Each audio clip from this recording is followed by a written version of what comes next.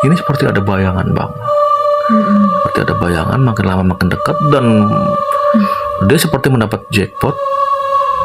Muka yang menyeramkan itu nempel di kaca bang.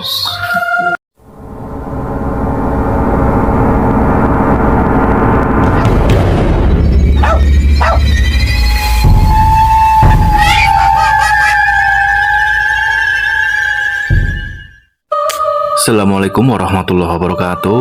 Waalaikumsalam warahmatullahi wabarakatuh. Begini bang, Bang Pra, kejadiannya di pertengahan tahun inilah. Saya itu memang masih sekolah di sekolah menengah atas ya di daerah Banten. Dan saya ini berdua dengan kawan saya istilahnya melakukan satu kegiatan di luar sekolah. Kalau istilah mahasiswa kan KKN. Nah kalau istilah anak sekolah ini magang ya. Nah karena memang lokasi tempat magang saya ini kan sebuah instansi dan jaraknya itu memang jauh. Ada puluhan kilometer. Ya sebutnya instansi tersebut berada di daerah Tangerang Selatan. Jadi mau tidak mau kami ini harus menginap. Dan kebetulan memang di instansi tersebut mempunyai fasilitas sebuah mes. Ada banyak mes dan rumah dinas juga. Yang kebetulan memang di situ masih ada beberapa yang kosong karena memang hanya digunakan beberapa saja. Nah kembali ke cerita bahwa pada hari yang sudah ditentukan, guru pembimbing kami ini datang ke kantor tersebut dan termasuk saya juga berdua ini ya. Kami datang, kami dikenalkan ya istilahnya di sana perkenalan lah. Panjang lebar ini kami mengobrol dengan kepala instansi tersebut dan pada intinya mereka menerima dengan tangan terbuka. Ya akhirnya pun dijelaskan bahwa oleh kepala tersebut memang ada mes lah ya dan silakan dipergunakan dengan sebaik-baiknya. Ya singkat cerita akhirnya kami pun menempati mes tersebut yang sebetulnya di kanan kirinya juga ada mes juga karena mes di sini kan memang bangunannya tidak menjadi satu ya. Jadi terpisah dengan jarak beberapa meter baru ada mes lagi. Nah, ya kami pun melakukan persiapan pada saat itu kami berdua karena akhirnya guru pembimbing ini pulang ke daerah kami. Nah, setelah melakukan persiapan ya kami pun memang membawa beberapa pakaian, alat-alat mandi, kemudian juga yang paling utama kan alat untuk praktek ya, karena di sana memang kami ini berkecimpung di dunia pertanian. Alat praktek dan alat belajar juga. Komplek ini kalau digambarkan ya memang masih satu wilayah dengan kantor tersebut dan sekelilingnya ini sebetulnya memang daerah elit, perumahan elit. Namun untuk khusus di daerah kantor kami ini ya ukuran 5 hektar lebih ini masih berupa tanaman besar ya dan juga fasilitas pendukung kantor tersebut. Jadi kondisinya memang sepi dan memang di belakang mes tersebut sebetulnya ada jalan tembusan yang menghubungkan satu perumahan elit tersebut dengan jalan utama yang ada di daerah Tangerang Selatan tersebut. Ya untuk sore hari sampai jam-jam 9-an itu masih banyak berseliweran kendaraan. Namun ketika di atas jam tersebut ini sudah sepi sekali. Saya pribadi memang karena memang biasa tinggal di daerah yang agak padat, jadi agak kaget mendapati peristiwa seperti ini yang kondisinya memang sepi. Nah, saya gambarkan bahwa mes ini memiliki 2 kamar satu dapur, dan di antara tengah-tengah kamar ini ada kamar mandi. Dan di depan ini ada teras. Dan di belakang mes ini ada sepotong lahan yang memang banyak ditumbuhi oleh pohon pisang. Dan sialnya lagi memang kami ini tidak membawa horden karena memang mes tersebut sudah lama kosong. Di minggu-minggu pertama ini tidak ada peristiwa yang aneh sebetulnya. Ya, kami mencoba membiasakan diri dan beradaptasi dengan lingkungan yang boleh dikatakan memang sepi ya. Namun menginjak minggu ketiga, ini sebetulnya ada beberapa peristiwa yang aneh. Karena sebetulnya peristiwa aneh mungkin dari awal sudah ada, namun karena kita tidak terlalu fokus, sehingga itu tidak begitu membuat kita ini istilahnya ketakutan. Ya, contohnya seperti ada suara garukan, ada suara ketukan di jam-jam tertentu, terutama di dapur yang memang kondisinya ada di belakang ya. Nah, itu pintunya tuh sering diketuk. Nah, ketika peristiwa itu terjadi ya, saya dan kawan saya ini satu, ya sebutlah namanya dengan Roni, ya ini saling berpandangan, saling ada pertanyaan apa, karena memang ketukannya ini bernada sekali. Nah, di samping mes saya ini juga ada bangunan juga yang bentukannya sama dan kosong. Dan di sana ini sering terdengar itu seperti ada yang mandi. Ya, awalnya kita tidak tahu bahwa itu kosong. Namun ketika kita bertanya kepada penghuni yang lain yang memang jaraknya agak jauh, kita dijelaskan bahwa itu memang kosong. Namun mereka ini seperti tidak memberi penjelasan. Ya, karena mungkin dikhawatirkan kami berdua jadi takut ya. Nah, kembali lagi bahwa semakin hari ini gangguannya juga semakin relatif padat ya. Dalam arti seperti ini, kadang-kadang ini ada benda-benda yang memang bergerak sendiri. Jadi kalau lagi masak nih di dapur, itu pisau di sudut mata saya ini seperti bergerak. Ya, walaupun memang tidak jauh ya, tapi kan aneh aja kok bisa bergerak, sedangkan tempat dudukan kompor atau biasa kita masak ini kan rata. Kalau memang miring wajar gitu kan. Nah, kadang-kadang ini ada suara ini bang, seperti ada senandung. Iya, ada senandung. Ya, kita berpikirannya bahwa itu karena di dekat jalan ya. Ya, mungkin orang yang lewat aja sambil bernyanyi-nyanyi kan.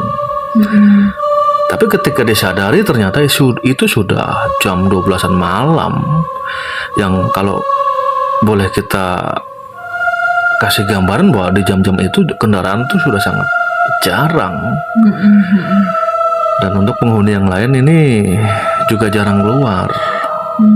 Jadi ya kita bingung juga, makanya kalau ada perlu apa-apa ini kita sore hari, karena untuk ke warung ini jauh gitu. Jadi kita mempersiapkan itu dari siang atau sore hari, seperti perbekalan lah, mie, ada segala macam itu.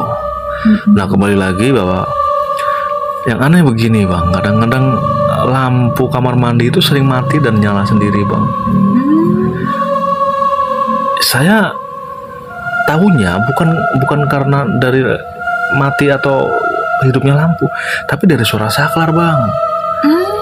Cetat itu. Saya pikir suara apa nih? Nah, ketika pintu kamar saya buka, itu langsung diem tuh, kondisi langsung mati. Jadi saya pikir itu barusan suara apa gitu. Sedangkan saya ingat sekali ya, bahwa kondisi itu lampu memang mati gitu kan.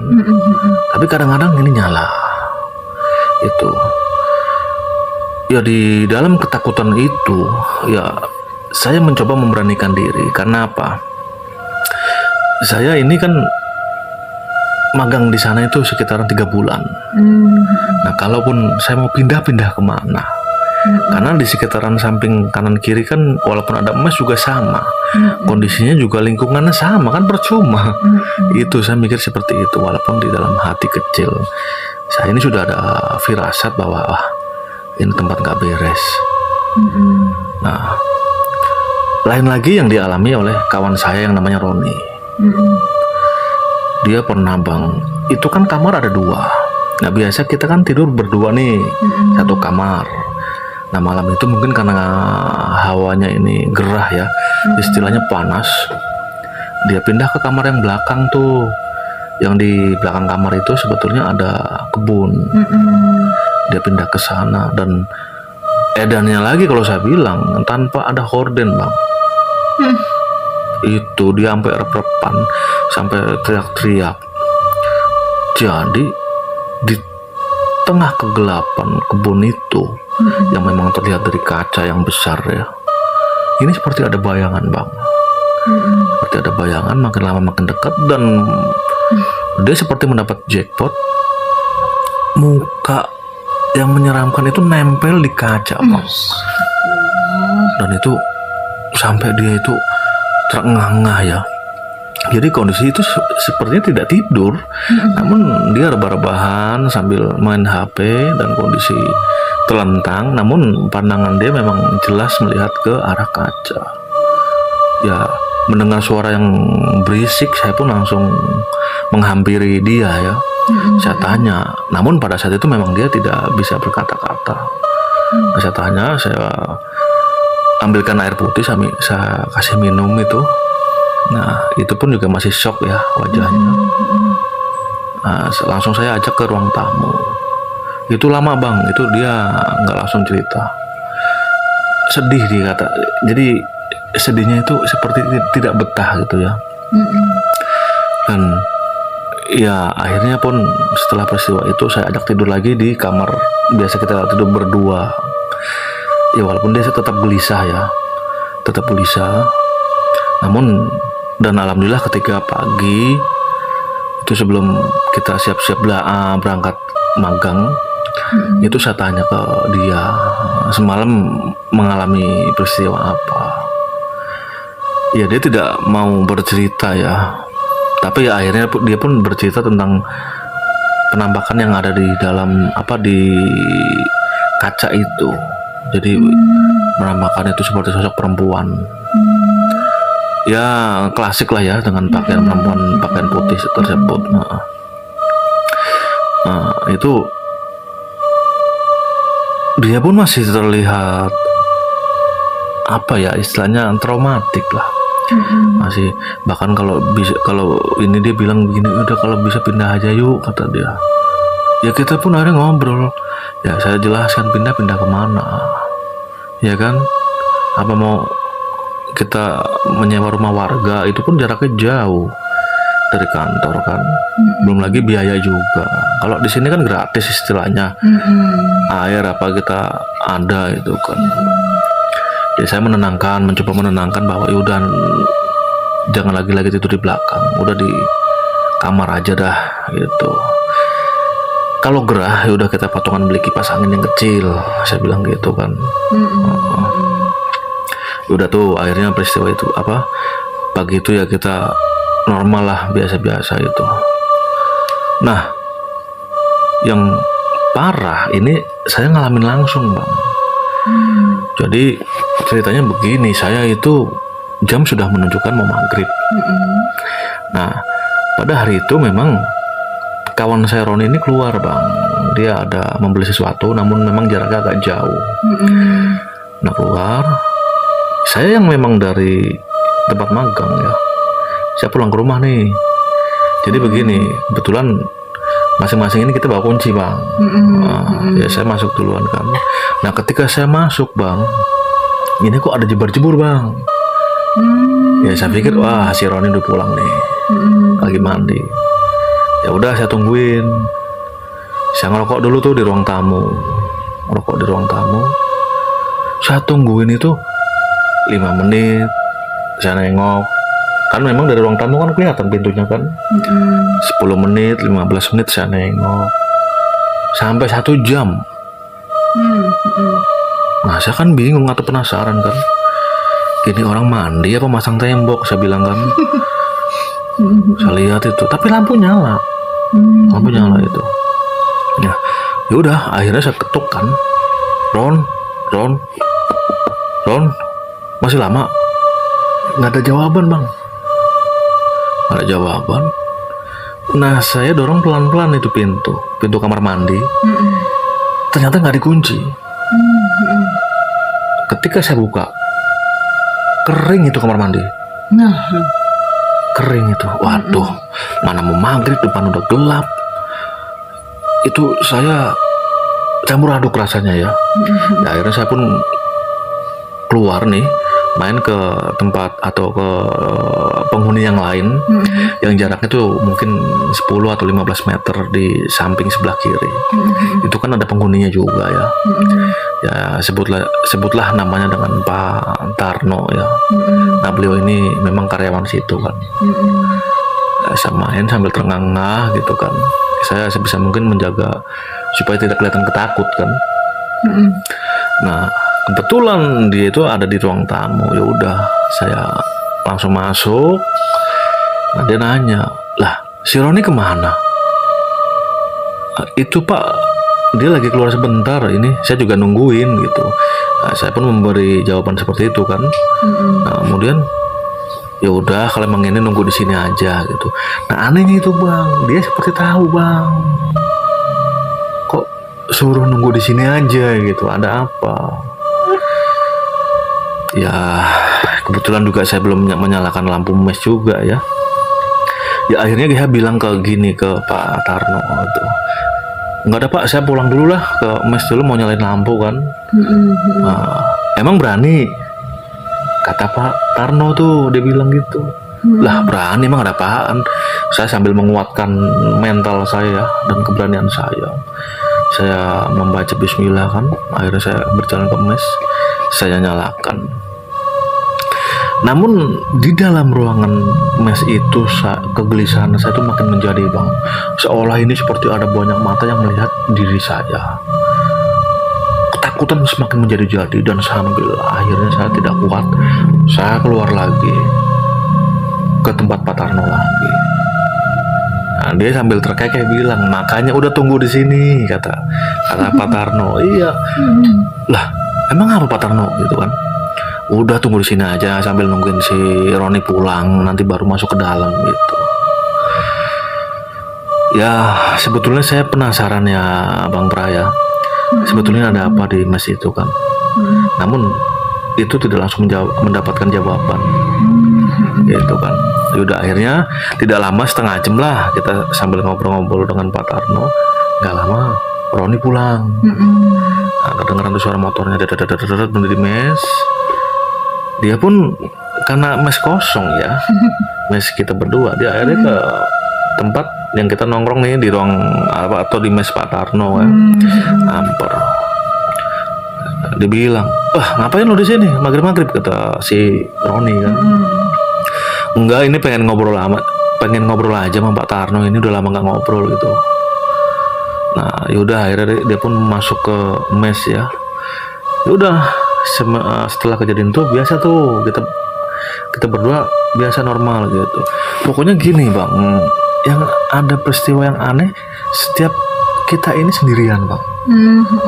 Baik itu saya, baik itu si Roni, kalau masing-masing sendiri ada di mes itu selalu ngalamin hal aneh, dan terutama ada rasa ketakutan yang teramat sangat, yang itu tidak bisa dijelaskan.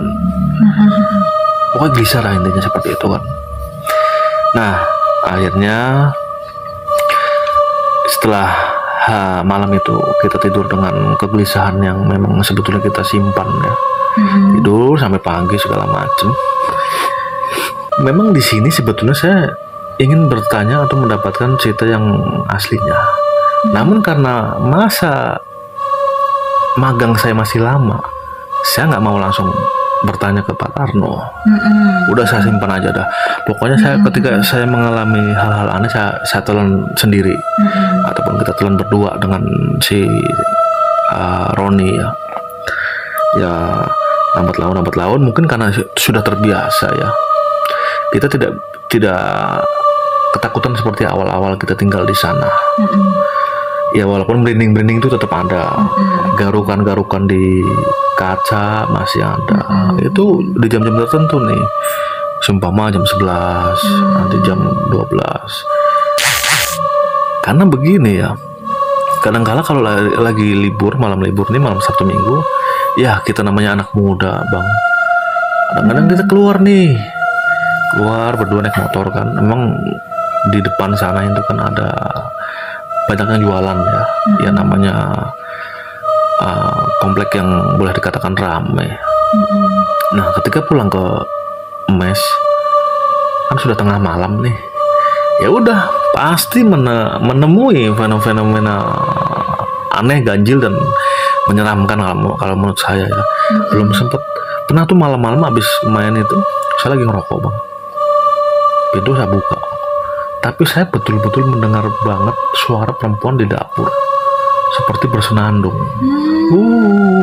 Seperti bersenandung lah, nyanyi seperti itu.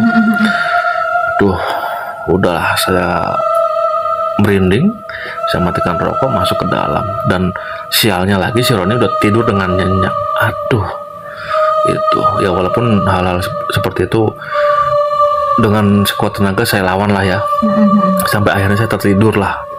Itu ya banyak bang, pokoknya peristiwa-peristiwa yang aneh lah.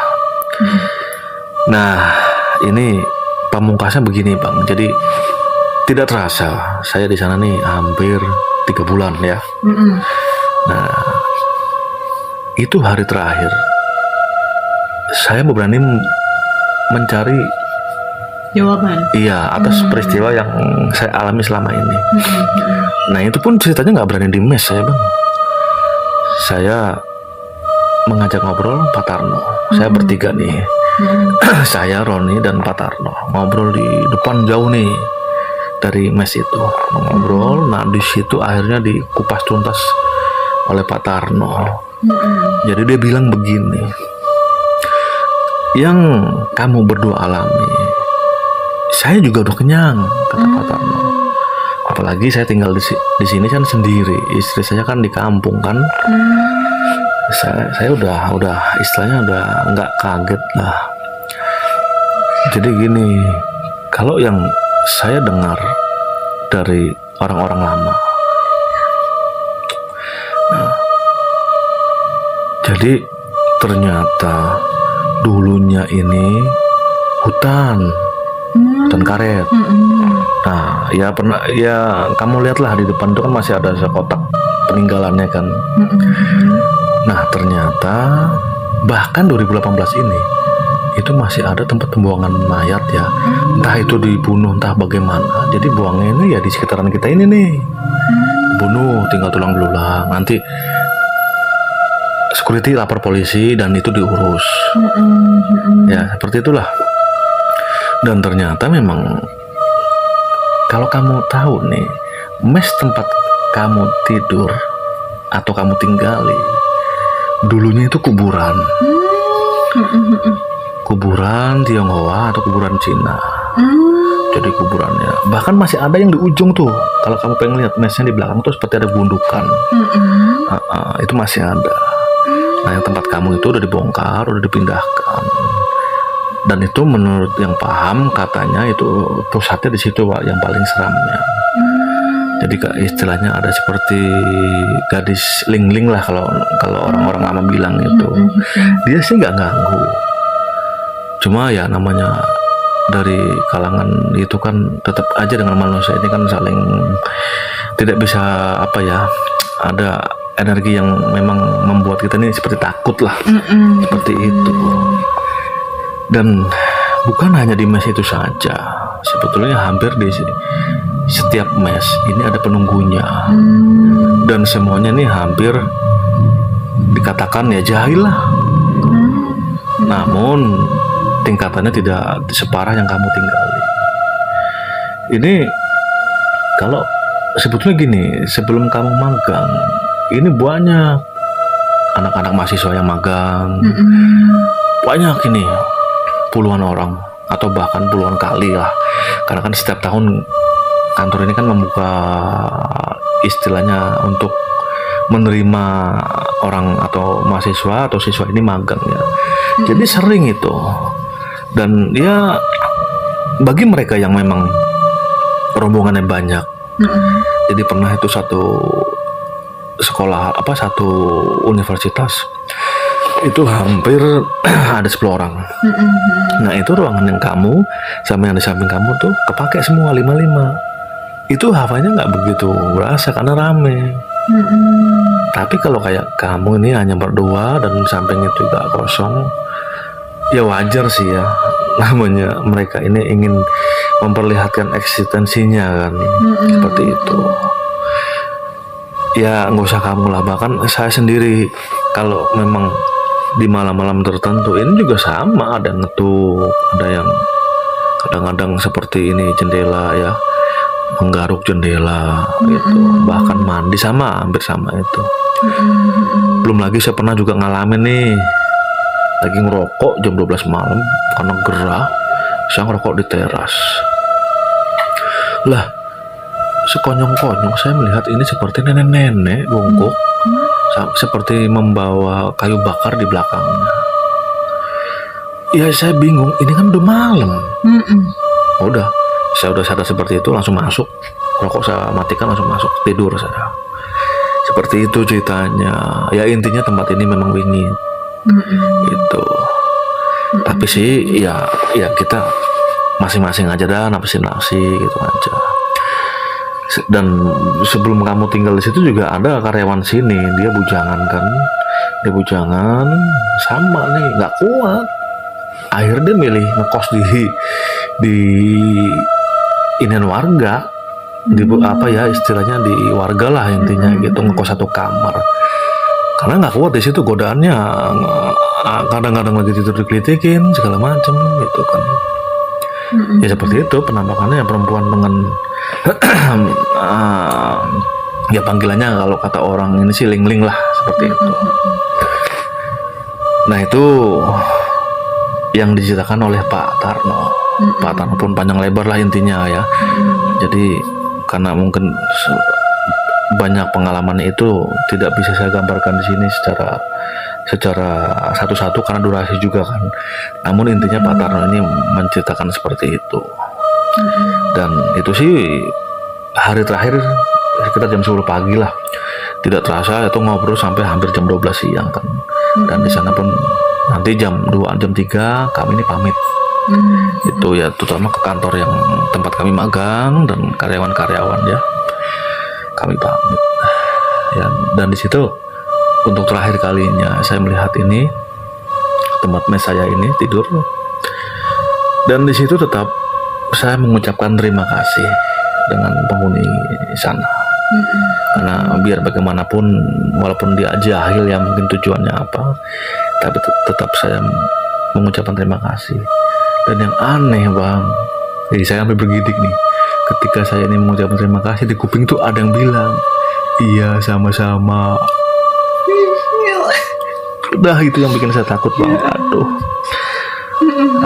Itu bang cerita yang betul-betul saya alami bang kemarin di pertengahan tahun inilah ini. Dan ini saya ya memang masih SMA ya, jadi ini persiapan untuk di tahun depan ujian kelulusan.